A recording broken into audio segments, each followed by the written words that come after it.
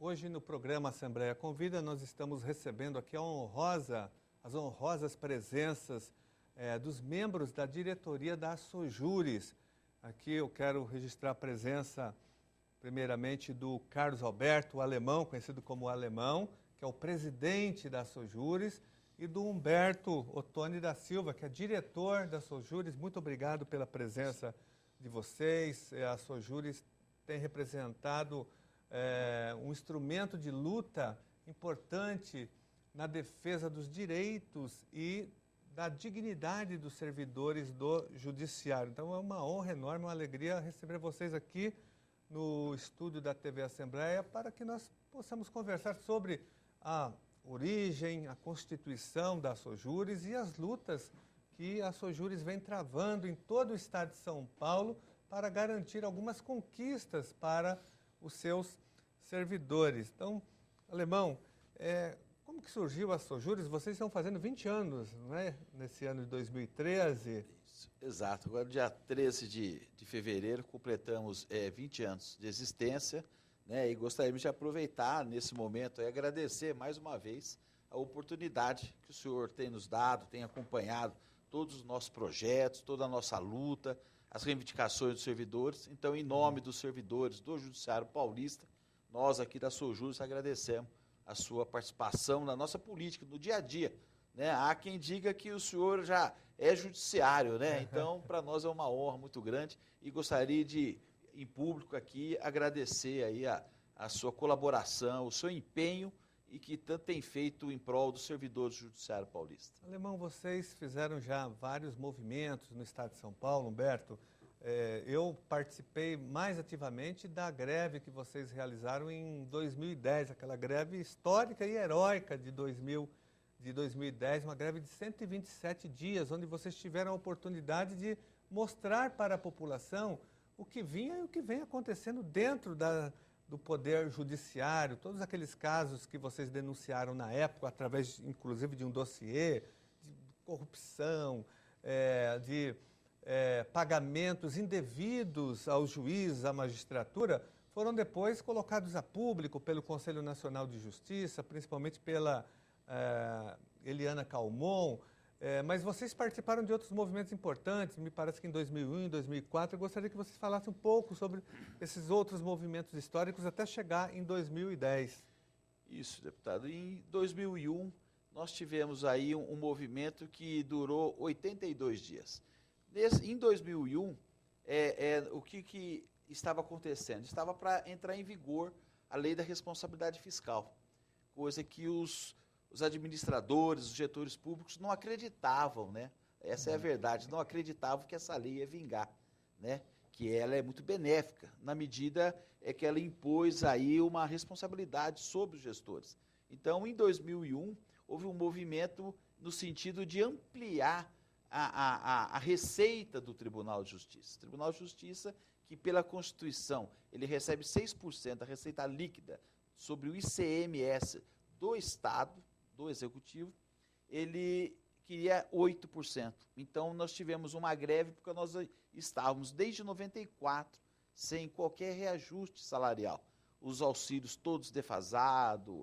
E depois nós tiramos em 2001, uma pauta longa, uma pauta reivindicatória, e ela, ao longo dos anos, nós viemos questionando. Quando chegou em 2004, essa pauta tirada em 2001, ela havia sido cumprida por parte dos gestores do tribunal. Então, deflagrou-se em 2004 uma outra greve, daí já de 91 dias. Nesta greve, discutiu-se, além da precariedade dos serviços públicos, que a de 2001, ela escancarou a questão. Só para o senhor ter noção, os servidores levavam das suas casas, desde papel, máquina de escrever. Naquela época estava iniciando os computadores, aqueles XTs, né, aqueles mais antigos. Então, muitos desses equipamentos eram dos servidores. Então, os servidores, para poder prestar uma melhor qualidade de serviço à população e até um bem-estar próprio dele, ele levava um equipamento um pouco melhor do que o Estado, naquela época, disponibilizava. Quer dizer, quando chegou em 2004, isso foi em 2001, quando chegou em 2004, pouco havia mudado. Então, novamente, os servidores deflagraram essa greve que durou 9 dias a mais. Só que quando chegou em 2010, os servidores também viram que as reivindicações estavam muito aquém de ser atendidas. Quer dizer, e se não bastasse isso, embora em 2001 e 2004 nós conseguimos com que o tribunal encaminhasse o projeto de lei constituindo a nossa database, isso em 2004, ele o fez só em 2005. Só que quando chegou em 2009, a administração, a gestão de 2009 não cumpriu a própria lei da database. Quando chegou em 2010, quem entrou foi o Viana Santos, a administração Viana Santos. Quando ele entrou, viu que o anterior, Valim Belloc, não cumpriu a database, o que Viana fez? Também anunciou que não iria cumprir. Quando ele anunciou que ele não iria cumprir, pelo segundo ano consecutivo, um direito conquistado pelo servidor, causou a deflagração de um novo movimento grevista, que foram de 127 dias, que causou um transtorno sem precedente à população, por culpa justamente dos gestores do Tribunal de Justiça. Poxa, Humberto, como que vocês conseguiram mobilizar tanta gente? Eu me lembro que, principalmente, lógico, nas outras também, mas na greve de 2010, vocês traziam as pessoas do interior, vocês semanalmente estavam presentes na frente do Fórum João Mendes, fazendo as manifestações, as assembleias, iam a Brasília no mesmo dia e voltavam aqui para a Assembleia Legislativa fazendo audiência. Qual o segredo de tanta mobilização? Eu nunca vi uma mobilização tão grande e tão longa como a que vocês realizaram em 2010. Primeiro, que era todas as quartas-feiras. Todas as quartas-feiras nós... Agora, juntou também que os funcionários, e os nossos funcionários, estavam propensos a ir para a greve, porque pelo não cumprimento do Tribunal de Justiça, o que ele havia prometido em greves anteriores. Então, foi aonde que durou esses 127 dias pelo não cumprimento. E fora os contatos que nós tínhamos constantemente, diariamente, com as grandes comarcas, e nós disponibilizamos ônibus para o estado todinho. Nós disponibilizamos para trazer de todo o estado para a capital. Alemão, agora como que vocês enxergam essa questão? Você colocou que o judiciário não respeitou a database dos seus servidores. Como que é o judiciário, que deveria dar o exemplo de respeito à legislação, afrontava a própria legislação? Como que é para vocês, servidores do judiciário, encarar isso de frente, né? O judiciário desrespeitando a legislação? Não só essa, mas talvez outras também, né? Isso realmente foi o que causou, o que o Humberto acabou de dizer, uma grande insatisfação.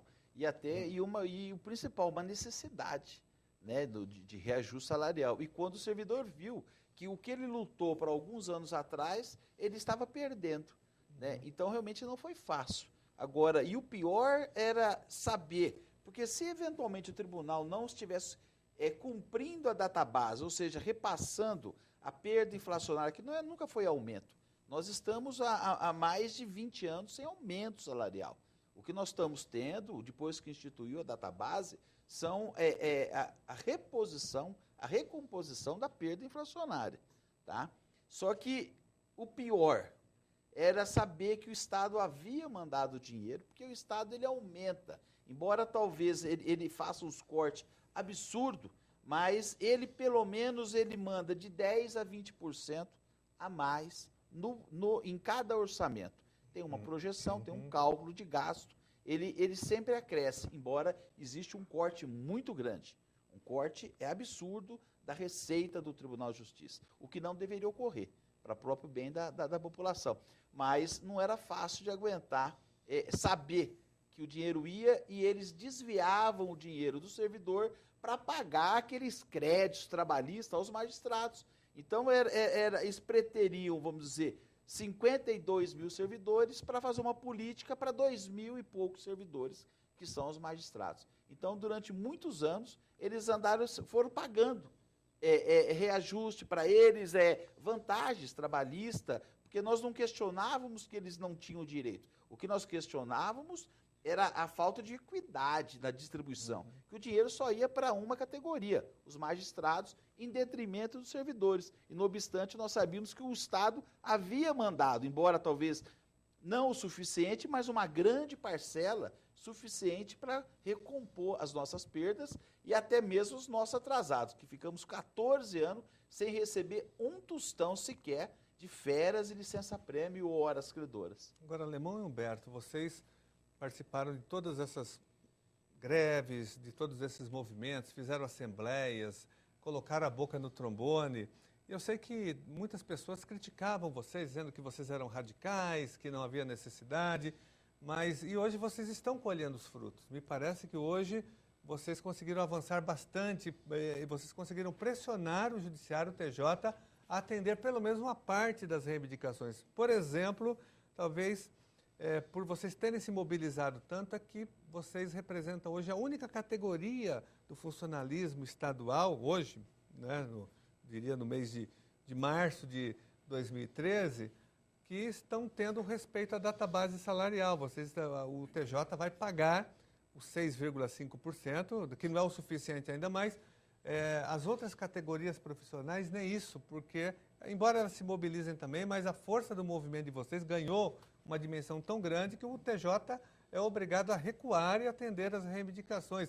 O vale-refeição também dos servidores do Judiciário, parece que está em R$ 29 reais, teve um reajuste, enquanto que o dos servidores do Estado, os professores, servidores da segurança pública, é de apenas R$ 8,00, conhecido inclusive como o Vale Coxinha. Certo. Até ontem eram R$ 4,00 o valor do Vale Refeição dos professores, dos servidores da segurança pública.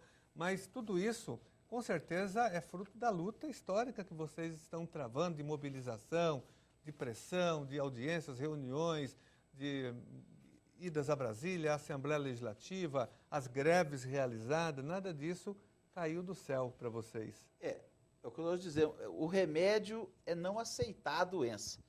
Então, nós resolvemos não aceitar o sucateamento do servidor do judiciário, porque é uma tendência mundial. Primeiro sucateia um serviço, a hora que ele já não tem mais condição de produzir ou de satisfazer minimamente a sociedade, aí a sociedade volta-se contra essa prestação de serviço. Pode ser até, aconteceu nas estradas, saúde, e queriam fazer isso conosco. Só que nós não aceitamos. Nós não aceitamos. É isso que nós falamos, nós temos que resistir. Se as outras categorias tivessem resistido, a exemplo do que o Judiciário de São Paulo fez, eu tenho certeza que eles estariam com um vale alimentação idêntico ao nosso. O que precisa é manter, como o senhor mesmo disse, a mobilização constante. A organização dos trabalhadores tem que ser diária.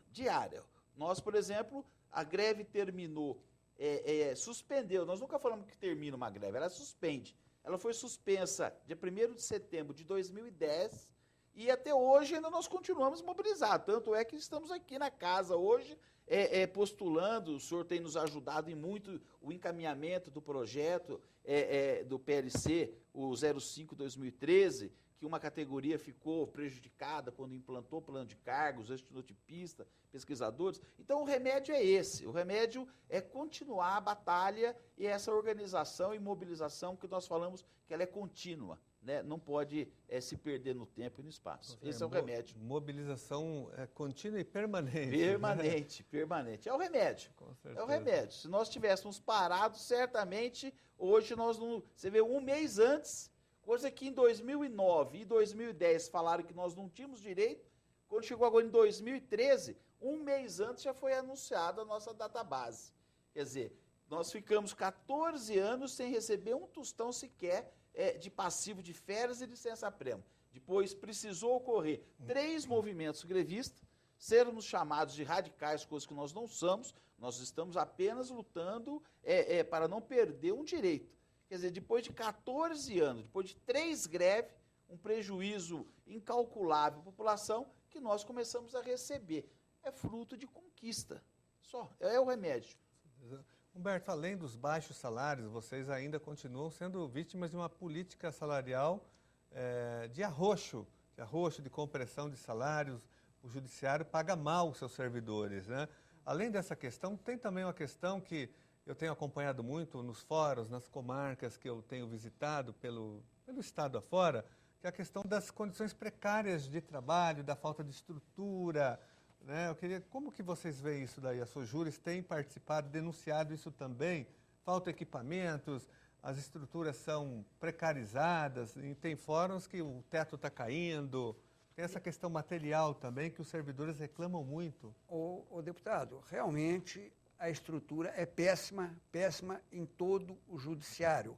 E muitas vezes o interior o presidente não conhece, principalmente os anteriores. Esse daqui está fazendo uma política de visita. O atual presidente está fazendo a visita dele, mas eles não sabem como é a situação no interior.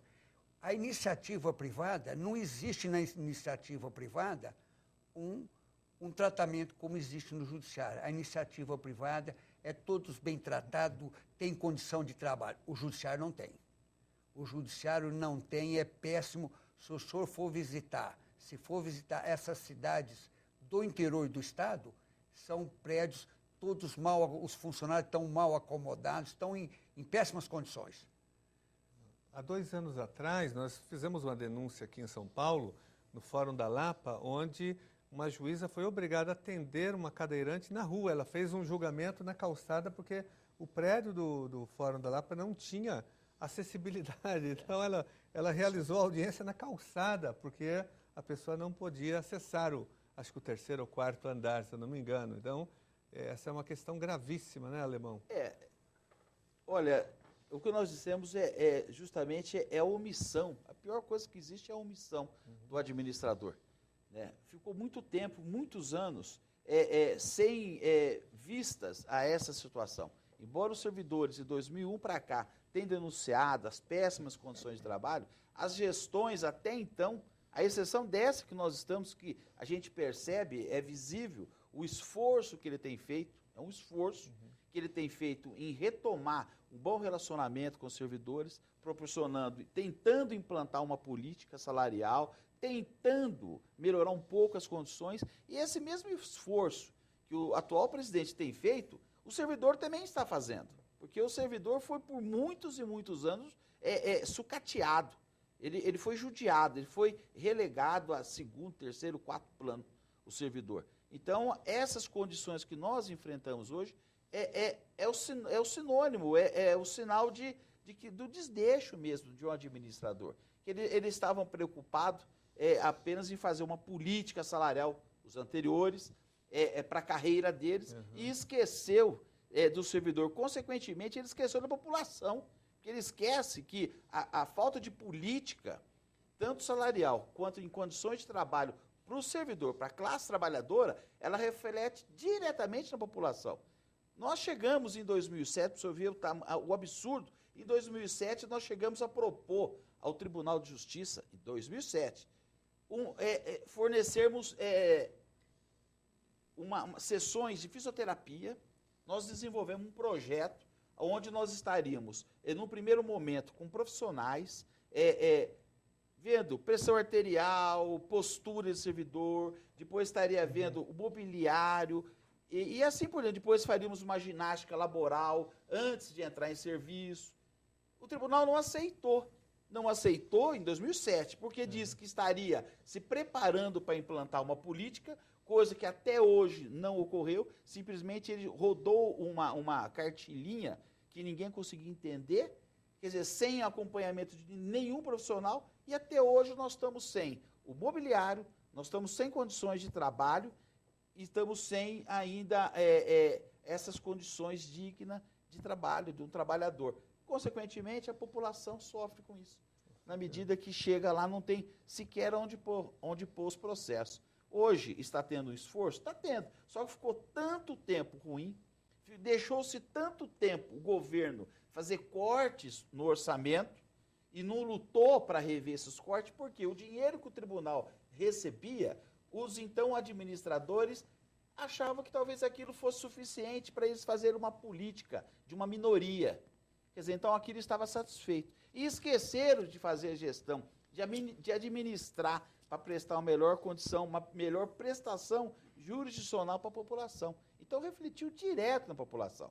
Isso só não tenha dúvida. Coisa que hoje, agora vai, aos poucos, vai ter que melhorar. Não é do dia para a noite. É uma política que o próximo administrador tem que dar continuidade, o outro também tem que dar continuidade, porque é uma coisa que vai a médio e longo prazo. Não é do dia para a noite que vai melhorar. Nós temos 300 comarcas, 600 prédios de fórum no estado de São Paulo, 600 prédios. Então, é uma dificuldade? É uma dificuldade, principalmente se for mal administrado. Só uma pergunta ainda. Eu só queria um adendo, tá, professor, ao deputado. Eu queria deixar para a população e principalmente para a imprensa, eles acham que o funcionário do judiciário, ele não trabalha.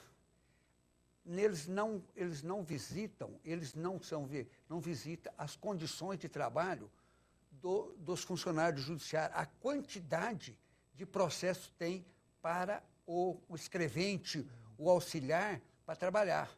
Outra coisa, nós só recebemos alguma coisa através da justiça.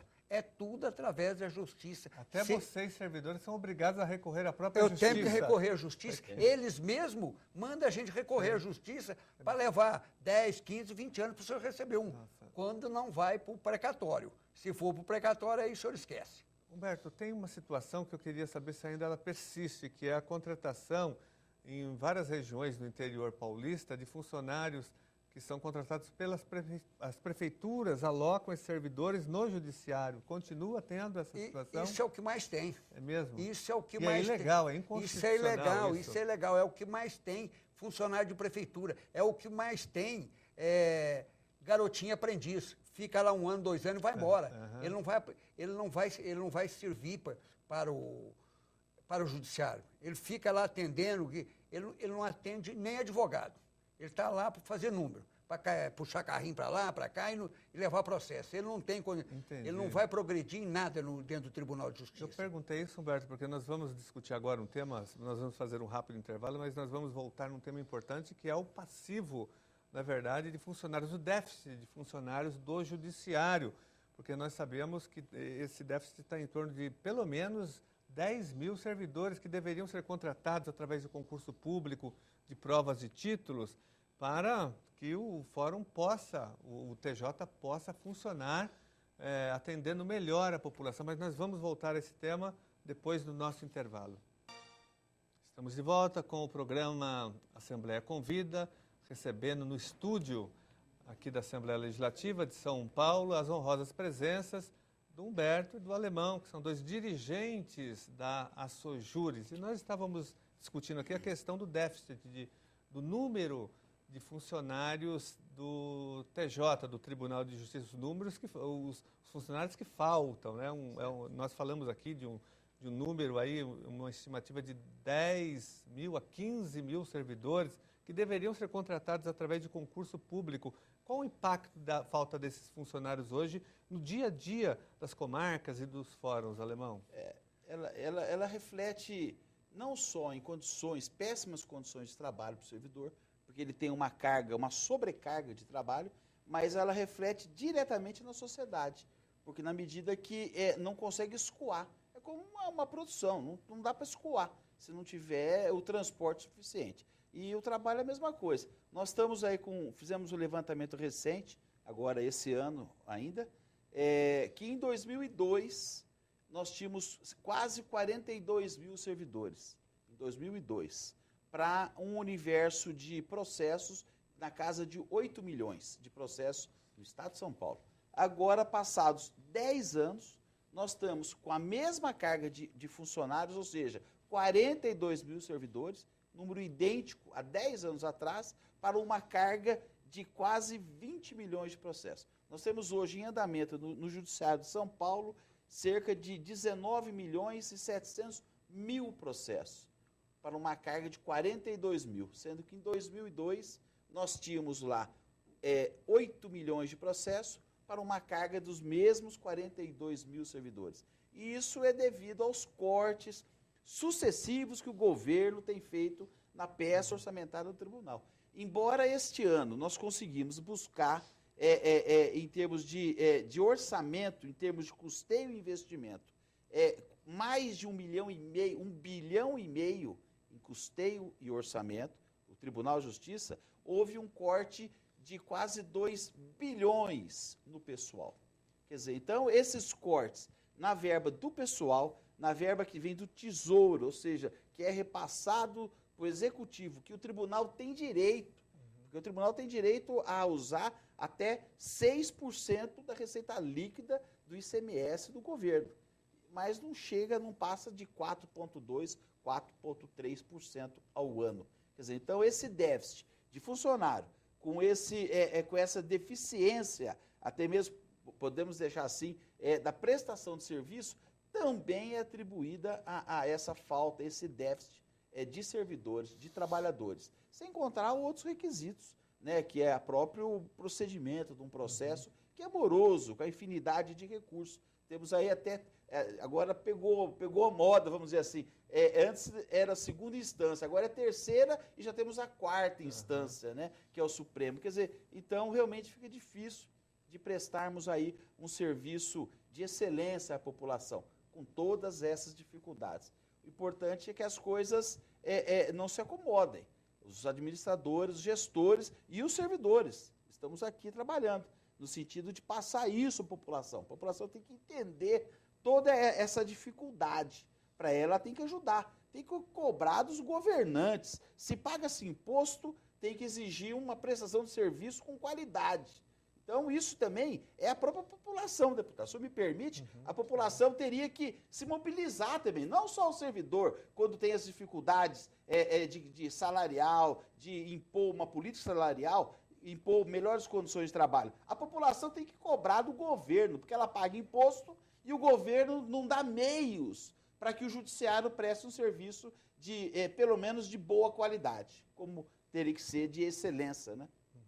Humberto, esse déficit monstruoso de 10 mil a 15 mil servidores tem prejudicado e acarretado um excesso de trabalho para os servidores que estão hoje na ativa.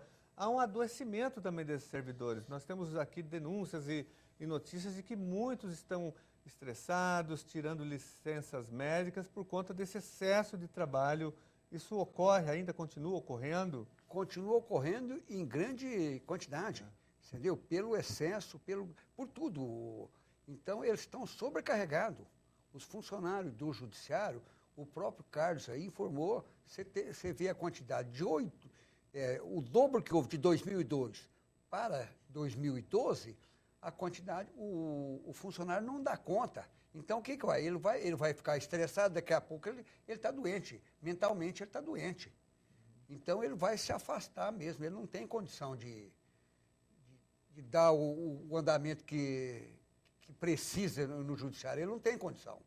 Aí outra questão que nós acompanhamos muito aqui, Alemão, são as denúncias de assédio moral e assédio sexual em cima dos servidores do judiciário, principalmente as mulheres que são vítimas desse assédio. Existem várias denúncias, essas denúncias apareceram na greve, continua sendo uma constante esse tipo de comportamento dentro do TJ? Infelizmente continua, embora essa administração tenha se posicionado contrária e feito questão, está julgando auditorias, está aberta para reclamações, mas ainda nós temos o registro de muito assédio. Tanto temos que nós estamos agora, por conta das entidades, de grupo de servidores, nós estamos soltando agora cerca de 50 mil cartilhas que diz respeito ao assédio moral, para poder estar orientando o servidor dos direitos que eles têm e tem que denunciar. Nós sempre pedimos, a nossa entidade, nós temos um departamento jurídico, vamos dizer assim, até itinerante, nós denominamos, que toda comarca, toda cidade que nos liga, nós encaminhamos, nós tentamos conter um pouco essa situação. Encaminhamos o jurídico lá, ele faz reuniões com os servidores, procura o superior hierárquico e procura demonstrar o grau de insatisfação, o prejuízo emocional que isso está acarretando. E temos também aberto para quem quiser entrar com ação de assédio moral, ou, se for o caso, assédio sexual. É difícil, porque para o trabalhador denunciar um superior É muito difícil. Normalmente nós temos esse- o estatuto de 68, deputado. É. Aliás, foi até bom nós tocarmos nesse assunto. Eu vou deixar aqui mais uma tarefa para o senhor. Nós estamos, eu sei que agora um amigo nosso falava assim, que só dá uma tarefa para quem possa desenvolvê-la, né? Então, por mais tarefa que o senhor tem, eu vou deixar mais uma. Nós temos que rever o Estatuto do Servidor. Ele é de 68. Ele foi criado numa época Na época da ditadura militar. Então, hoje, só para a população ter noção, qualquer coisa, se um trabalhador, se ele responder, se ele for áspero, mas isso numa ação ao superior, ele já é processado, até talvez sob pena de demissão. Sabe? Então, as penas são muito restritas, elas não se abrem, não se busca o leque sabe, do conceito, né, de urbanidade, né? Sabe? Quando fala urbanidade, mas Deus O que, lá que é sabe- urbanidade? É muito Deus- subjetivo isso. Isso, ainda mais no momento que foi criada essa lei, Com certeza. o estatuto. Então, deputado, fica aqui mais um pedido nosso. Foi até bom o senhor abordar isso, para o senhor tentar conversar com seus pares aí, desenvolver um trabalho, um projeto de lei complementar. Não, nós temos, viu, pelo Alemão? menos nessa lei onde diz as penalidades são muito. Nós acreditamos, deputado, que o servidor ele não pode ser julgado pelo seu superior, é o que acontece hoje. Então, na pena máxima, que é uma pena de demissão, talvez até por ele estar em forte depressão, um estado emocional abalado, ele pode ser demitido. Quer dizer, então eu acho que esse tipo de pena deveria ir para o judiciário e não ser julgado pelo próprio superior, que ele vai estar em desigualdade. Talvez até o próprio superior esteja causando aquele mal nele. Aham.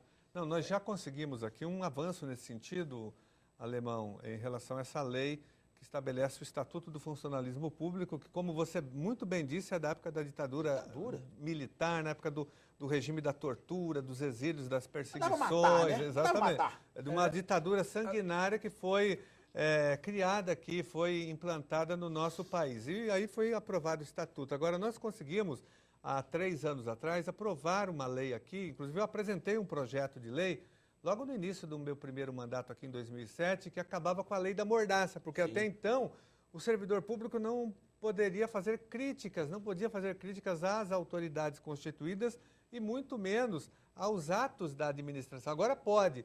Porém, falta muita coisa, tem que fazer uma grande reforma desse estatuto, que ele é um entulho do regime militar. Agora, eu quero ainda informar vocês, Humberto e Alemão, e, sobretudo, os servidores do Judiciário, que nós aprovamos aqui também na Assembleia Legislativa a lei do assédio moral, que proíbe o assédio moral em todo funcionalismo público e estadual. É importante que vocês utilizem essa lei também para punir pessoas que perseguem servidores, funcionários no Judiciário e também fora do Judiciário. Mas a sua orientação aqui, a sua ideia é muito importante, a sua sugestão de reforma do Estatuto do Funcionalismo Público, que é de 1968, aliás, coincide com o AI-5, o Ato Institucional número 5, que foi o golpe dentro do golpe. Humberto queria falar? E o direito de defesa no Estatuto é muito subjetivo. É muito subjetivo. O senhor não tem, vamos dizer, ele não pode fazer prova no Estatuto. O magistrado, o superior, aplica a coisa e ele fica indefeso. Então tem que mudar o deputado. Isso é uma sugestão que nós temos. É limitada. O direito de resposta. Defesa é muito rápido, é um procedimento muito rápido e que normalmente vai ser julgado por pessoas que estão acusando. O próprio acusador. O acusador que vai julgar. O próprio acusador é o julgador. É o próprio julgador. Então é complicado. Daí, precisamos de rever. Não, essa é uma, sem dúvida, nós vamos aí intensificar esse movimento aqui dentro da Assembleia Legislativa e agora com o apoio da Sojures. Então esse movimento vai se fortalecer ainda mais. Tem muitos outros temas que eu queria discutir com vocês. Um deles é uma questão hoje muito importante que está na ordem do dia, a pauta hoje do debate sobre as reivindicações que vocês estão fazendo no Judiciário, que é a questão do plano de saúde. Como que está essa questão, Alemão?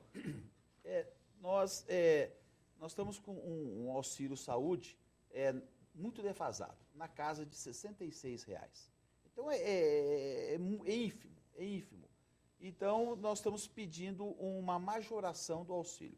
Essa nova administração, ela está estudando sobre a possibilidade de conceder, ela vai adquirir ou em seguradora de planos médicos ou em operadoras, um plano para ser repassado aos servidores. No primeiro momento, foi feita uma pesquisa em fevereiro e março de 2012, se os servidores tinham interesse. Sim, todos têm interesse em benefício, né, em aumentar, ampliar os benefícios. Só que não foi repassado da forma como ele viria. Ou seja, de pronto, já estaria sendo excluído 12 mil servidores, que são justamente os aposentados. Aqueles servidores que, justo aqueles que mais precisam de um plano médico para cuidar da saúde já debilitada, diante do avançado de idade, estão sendo preteridos.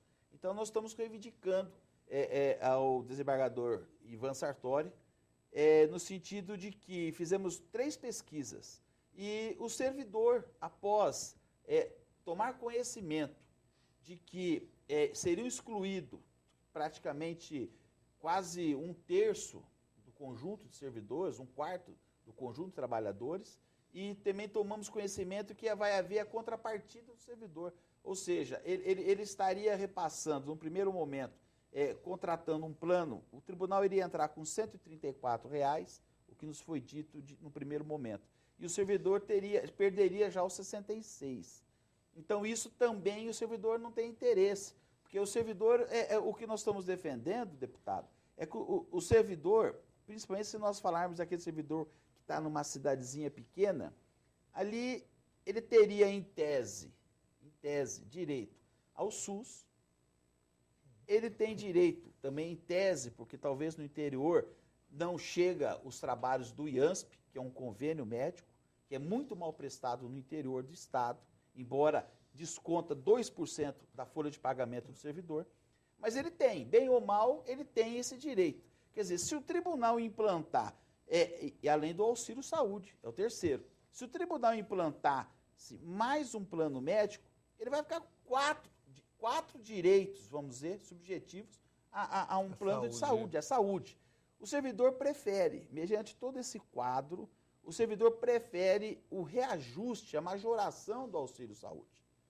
Porque ele já tem 2 opções. Ele pode, hoje em dia, se nós entrarmos num SUS, por exemplo, num posto médico no interior, com um corte no dedo, nós certamente vamos ser atendidos mais rápido que se nós estivermos num grande centro fazendo uso de um plano médico, que existe uma burocracia por trás disso.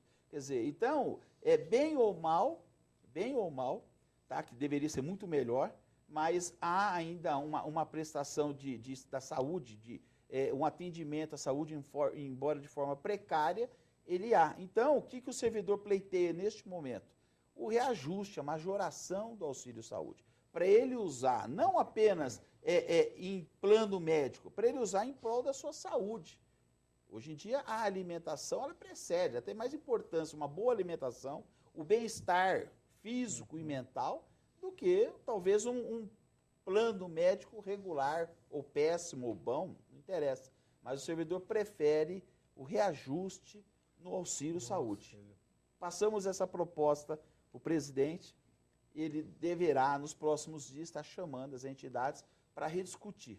Se eventualmente, ele estender o plano de saúde, ele estender aos aposentados, nós temos que estudar para ver que tipo de plano, porque já também nos foi dito que é um plano base.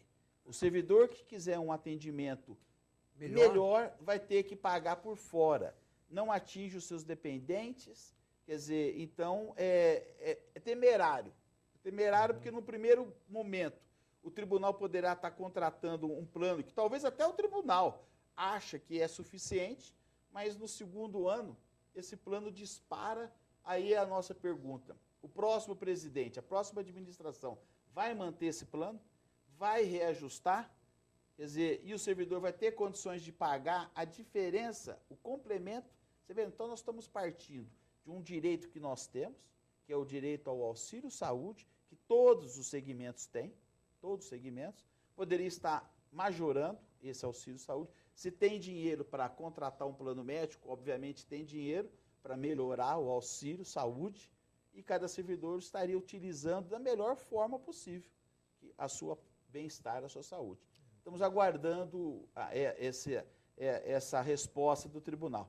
Agora, acreditamos que vai ter vai chegar a uma solução que melhor contemple o servidor. O servidor, neste momento, prefere a majoração do auxílio saúde. Essa é a proposta que vocês aprovaram, Isso, foi aprovada. na categoria. Agora, também, o tribunal não informou, que segundo fizeram as pesquisas dele também, só que não informou aos funcionários que tipo de plano. Foi o que o Carlos falou, não informou aos nossos funcionários que tipo de plano, se é de primeira, de segunda ou de terceira, certo? Eles não sabem, por enquanto eles não sabem. Então, está essa incógnita aí. Então, nós precisamos que o presidente seja prudente e converse com a gente, informe qual é o tipo de plano para a gente poder até contribuir com ele, com o presidente do tribunal. Benefício é sempre bem-vindo. Isso Nós não estamos afastando, muito pelo de jeito contrário. nenhum. Estamos aguardando a vinda de mais este benefício. E vocês também estão preocupados com os aposentados, né? Esse é um benefício também. Se excluir esse grupo, eles vão ficar, olha que interessante, aqueles que já possuem um plano médico, que já são usuários de um plano médico, se retirar, obviamente, esses 42 mil servidores, o que deles tenha 50%, 20 mil já possuem plano médico, se retirar dos planos médicos atualmente existentes e deixarmos os 12 mil idosos, quer dizer, hoje o que paga na média de R$400 por mês, sabe lá para quanto que não vai esse plano médico, se deixarmos só os idosos num plano médico. Então é temerário, vai causar realmente um transtorno muito grande se nós não agirmos com prudência nesse momento. Deixa uma última pergunta, que o nosso tempo aqui já está terminando, Alemão e Humberto, em relação à criação do Conselho Nacional de Justiça. Como que vocês viram a criação desse conselho e essa luta toda por um controle externo, um controle social do poder judiciário? Para vocês foi importante a criação do Conselho Nacional de Justiça? Ajudou na luta contra o autoritarismo que existe hoje no poder judiciário? Muito momento. Eu tenho até que reconhecer, inicialmente, até Humberto me criticava, porque eu tinha minhas dúvidas a respeito do Conselho, porque ele era composto, e ainda é composto, de vários segmentos. Tanto da magistratura, embora um conselho para fiscalizar atos administrativos da magistratura, né?